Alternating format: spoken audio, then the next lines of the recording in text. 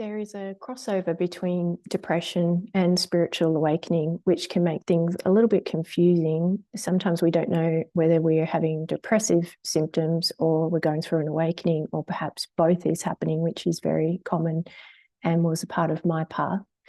So this talk will be about this crossover and helping you to identify what might be unfolding for you specifically, and then what you need to do next or what can help you. So I'm not a mental health professional. I'm not a therapist or qualified in any way. So I cannot help people with depression. And when I'm talking about depression in this video, I'm talking about feeling depressive symptoms rather than a diagnosis of depression, although it could be that also. Awakening is very triggering, and it triggers all kinds of things that are either dormant within us, or it magnifies the parts of us that need healing even more. So if we have any kind of depression there, or anxiety, or whatever we have hiding in our shadow, whether that's sort of some bad behaviors that we have, or whatever it is, when we start going through an awakening, they're going to be magnified and really come into our awareness and feel a lot worse at times. So awakening wants everything that's hidden, anything that's dormant, to come to the surface, to be healed, to be surrendered if it's illusory, so that you can remember who you truly are and live from that. And so that's quite the process that we have to go through, and it can feel quite bad at times as we have these more difficult, challenging parts of ourself and of our conditioning, you could say, that are coming up and being activated by the awakening itself. Now, just to clarify, if you are having depressive symptoms like lack of motivation, feeling hopeless, suicidal thoughts, and you are not going through an awakening, so you'll know that you're going through an awakening, or at least in the preliminary stages, if you are curious about who you are and who you're not and what is reality, and you're having awakening experiences, actually glimpses into reality, and you're having realizations where you fully know on all levels who you are, or pieces of the puzzle are being revealed to you. So if that is happening to you, where reality is starting to show itself to you, you're having glimpses and you're starting to question who you are, then that, I would say, I'm talking about spiritual awakening for those people. If you're just feeling like you are having trouble in life getting going, perhaps like a failure to launch kind of feeling from early adulthood, or perhaps you've had experienced some big loss that you're not recovering from, but you're not having any of the awakening experiences, then I would suggest that you get help from someone outside of awakening. And this video is not going to be that helpful for you. And I will put some links to some videos to get you started, and some resources to help with depressive symptoms, whether you're not going through awakening or you are going through an awakening. It's always helpful to get some help, and I certainly did for a number of years. If it's your conditioning to be depressive, that's the way that you're wired, what will happen during awakening is that will keep getting triggered as you have different realizations, and as you have things drop away and you experience loss. It is likely that you'll get a round of your particular flavor of depression, and then that will be worked through and actually form part of the awakening. You could say that that's part of your karma, and it will be healed and resolved and then let go of, and then you'll move on to the next thing. So it is perhaps not good news to hear that, but the good news is that eventually it is all resolved and all healed. All the layers of it have been gone through piece by piece because of the awakening, and because of whatever healing work you're doing maybe on a therapy level. And that all together basically helps you to work through all the layers of what the depression is really there for, which could be early childhood trauma, a dysregulated nervous system stuck in the freeze response. you work through the underlying cause of the depressive symptoms and through the awakening. And so it is resolved by the awakening itself. So the good news is that it's completely resolved.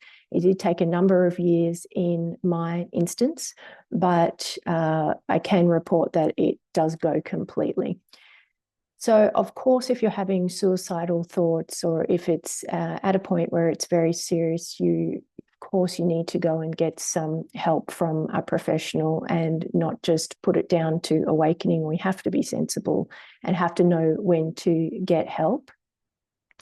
But a lot of the general depressive thinking and even suicidal thoughts that come up, we can start to learn how to manage them as we start to notice the pattern of how they're getting activated because of an experience, an awakening experience that we've had. And then we can see that last time we managed to work through it, and we can see that we're going to be able to do that each time that it cycles around. We'll start to notice it follows a certain pattern.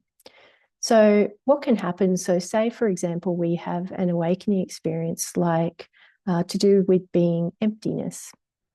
So perhaps we see the emptiness of form. So we visually see that the trees there are not made of any form. They're actually made of emptiness. They're made of this voidness. And we visually see that and we realize, wow, everything is made of this emptiness. I can see that now. So for some people, how they will process that particular realization is they might find it very interesting and it might make them more interested in awakening. For someone else, they might find that really scary. So again, this is just going to be dependent on your conditioning. Now, if you have more depressive conditioning, you might say, well, if everything's made of emptiness, then, why bother doing anything? Why bother trying to be anything in the world, or see how it could activate a sort of more negative spin. So the emptiness is just the emptiness. It's just our overlay that we're putting on top of it, of how we're processing it, that comes up after the experience. And so it could be negative in nature and it could be depressive in nature if that's our wiring. And that's okay, but we do want to not fall for it and start to believe it and start to downward spiral into it.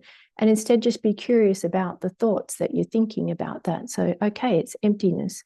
I don't need to make that mean anything. I don't need to believe the thoughts around what that means. Can I just have the experience just for what it is? It was just emptiness. That's it. Not make up any stories about what that means for me and that type of thing. So another example is we may have the awakening realization that I don't exist as a separate person. Someone might find that terrifying if they're wired to be more scared and anxious. Someone else might find that like the most interesting thing they've ever seen and be very curious about. Wow, I can't believe there's never been anybody here. That's so weird. Someone that's depressive might find that, well, I'm not even going to get out of bed then. What is the point? So you can see it's that reality is just what it is. It has no overlay and no story. It is just revealed to us piece by piece. And then how we process it and interpret it is because of our conditioning. And that's an overlay that we put on top of it.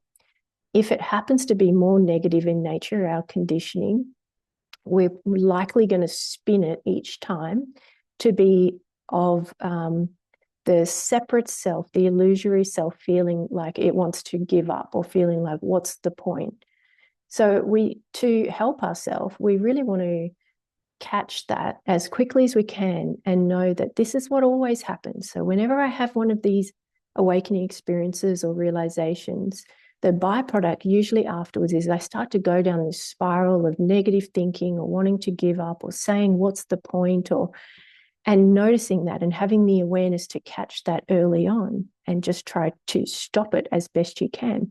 And just notice that's just thoughts. That's just thinking about reality. That's not actual reality itself. This is just my conditioning is to do that. And so we don't need to be hard on ourselves and add any extra suffering to it. We just notice it. That's my conditioning to talk in that way. It may even be suicidal thoughts. Awakening can be quite activating of suicidal thoughts. We can not want to be here or not want to do the awakening. We can find it's too hard, it's too much. I'm not coping. I'm not going to be able to get through it. I can't handle seeing my trauma or seeing these difficult realizations. And although that's understandable, we do need to sort of examine it and go, well, what is actually happening there? These are all just thoughts that we're believing. Yes, they pack a punch in believing them. They feel very bad.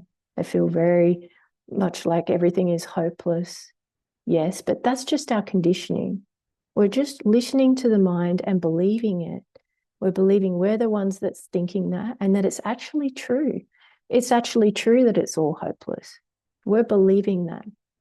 If we didn't believe that thought, it's all hopeless, what's the point? If we didn't believe that, it would just be like a passing cloud that just passes through.